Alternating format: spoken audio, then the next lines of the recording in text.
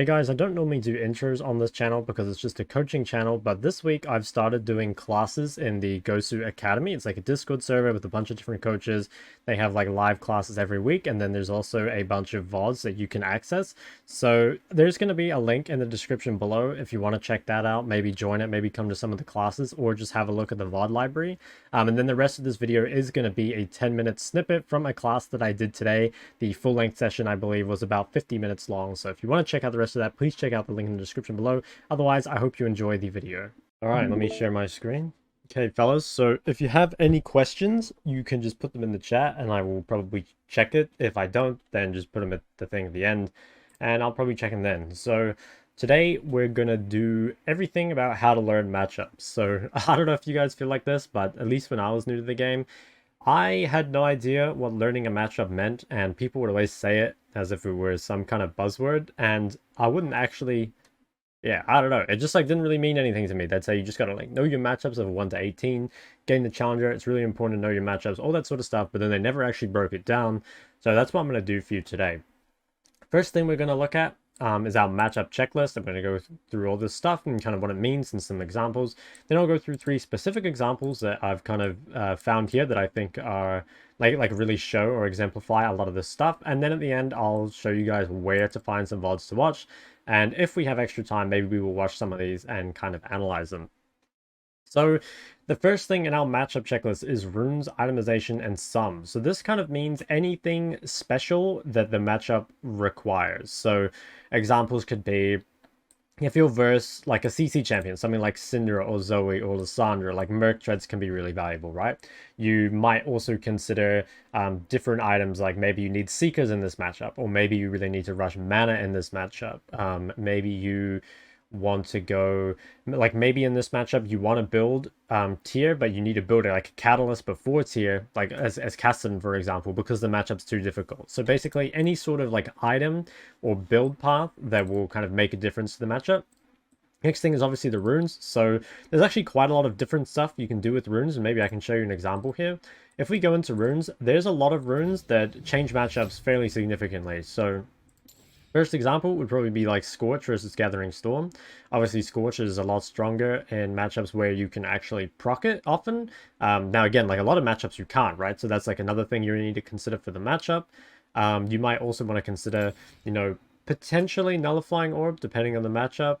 You definitely would consider stuff like your keystone. So there's certain champions like Phase Rush might be better, you know, on like maybe an Airy or a Comet, depending on how much mobility they have. Spellbook is very good versus Assassins, you know, First Strike versus Scaling. Basically, what I'm trying to say is there's lots of stuff you can do in your runes to kind of optimize for your matchup. You know, as we're kind of saying, we've got like those offensive options there. We also have like Second Wind and Bone Plating is very common, like Second Wind versus Poke Champs, Bone Plating versus All-In Champs, or we might even have something like Tenacity here, up against like CC champions, or what's another one? Maybe even like Taste of Blood for more sustain, or we could have like DMAT to help us reset for Futures Market to ensure better bases. Basically, you want to think like, okay, is there anything in my runes I can do to kind of optimize this matchup? And then the last one is the sums. So sums is probably the easiest one in my opinion. Normally it'll be like, you know, do I really need a defensive sum to survive this matchup? Something like an exhaust, a barrier. Maybe you can be greedier, maybe you want something like Ghost, or maybe in this matchup you really want Ignite, maybe you need TP for the better bases. I think people often overlook like all this sort of stuff that starts before, well, I guess like before the game actually begins.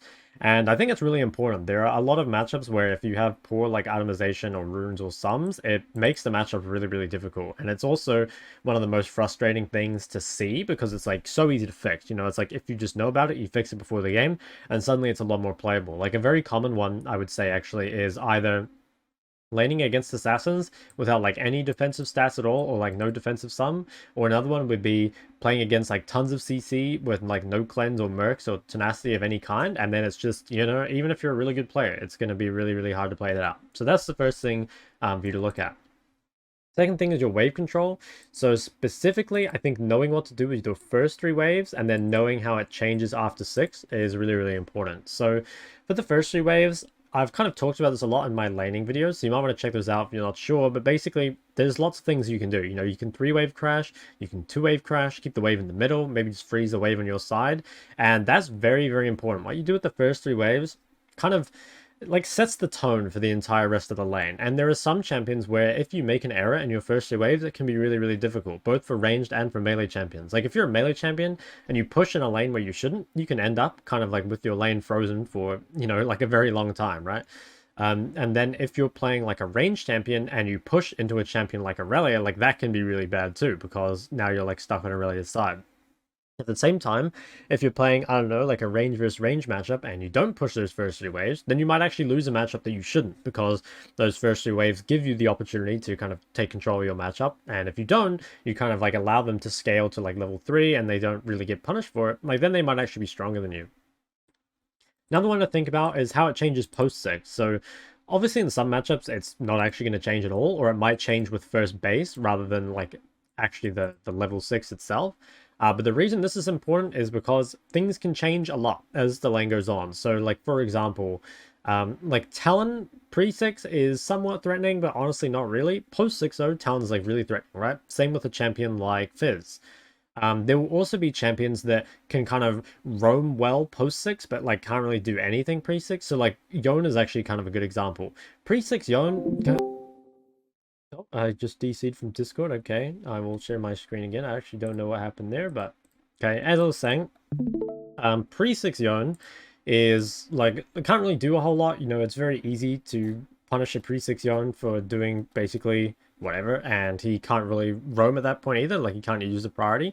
So if you're playing against Yone in the pre-6, you probably want to just like focus on, I would say, like keeping the wave on your side, and there's like not much you really have to do beyond that. You can just like play to punish. Post 6 though against Yone, it's like you need to be very careful of his gank setup, because now he has his ult as well, and also he has the potential to roam now. So you need to be kind of careful. You probably want the wave like somewhere in the middle, as opposed to just on your side, because you don't want to give him the free roams.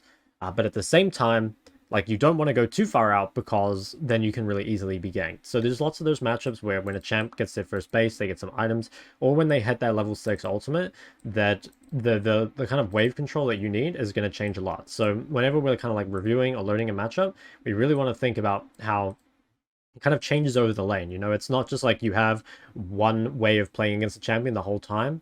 You know, the various champs just change completely between like, you know, even level 1 and 2, and sometimes like 3, 4, and 5. And then definitely like later on at 6, maybe second base, looking at level 9. It's going to change a lot. Third one we have on the list is cooldowns. So how long and which ones are important. So this is really, really important, and something I would recommend like doing before your game is actually just going like on the champions wiki and finding out like what their cooldowns are. So like what you could do is you can just look up, say, like Lissandra lol, come down here to fandom, and if you scroll down, you will find the cooldowns of their abilities. And that is super, super important to know. You don't need to know the exact number, but if you just know like a general kind of, yeah, I'd say like a roundabout number for how long it is, you know, as long as you know roughly how long it is I guess what I'm saying is the most important. Like, do you need to know it's exactly 8? Probably not. But it's useful to know it's kind of like a mid-length cooldown, right? If you do know the exact number, like that's definitely better. And there are some matchups that I do know the exact cooldowns for. Like when I remember Ori's just been changed, so I can't remember if they changed their cooldowns, but at least when I was like playing pro, like I'd be playing as Ori all the time, and so I knew that Ori's cooldowns was 699. Like it was 6 on her Q, 9 on the W, and then 9 on the E. Now, it might have been changed since then, actually not sure, so don't quote me on it, but obviously, yeah, like if you know the exact cooldown, that's better, but just having like a rough estimate is good. You can kind of be like, okay, this is a mid-length cooldown, this is fairly long at 12 seconds, and this is like really long at 24 seconds. And knowing how long they are is important, because if you want to punish them, you need to know like how long they're going to be gone, right? And the second thing, which ones are actually important. So versus like Lissandra, which ones are important might depend on your matchup. So let's say if you're playing something like LeBlanc, where you need to dash into Lissandra, then Lissandra's W is actually quite important for you to know, right? But if you're playing a champion like Syndra, then the Lissandra W is actually kind of useless, and you don't really care about it at all. So which cooldown is important can depend on what champ you're playing, and also which cooldown is important, it can depend on the time in lane. So basically, the more points that Lissandra puts in a Q, the more damage in her combo is going to be loaded into her Q ability, right? And what that means is that, you know, early game, like levels 1, 2, and 3, W might be the most important cooldown for LeBlanc to think about. But then maybe at like level 6, it might actually be Lissandra's Q that's most important, because now Lissandra's Q is doing more damage, or significantly more damage than the W. So that's something to think about, is like which ones are important and how they can actually evolve throughout the lane. This one here, oh, actually, one thing I'll quickly say about this is you need to consider like which of your own cooldowns are important too. Like, I think that kind of goes without saying, but like, let's say if you're Lissandra and you're versing, or yeah, I guess if you're on the Lissandra side, like, you would be really needing to think about like, okay, do I have my W? Because if I don't, like, LeBlanc's really going to look to trade, right? So you need to think, like, you need to respect your own cooldowns and look to punish the enemy cooldowns.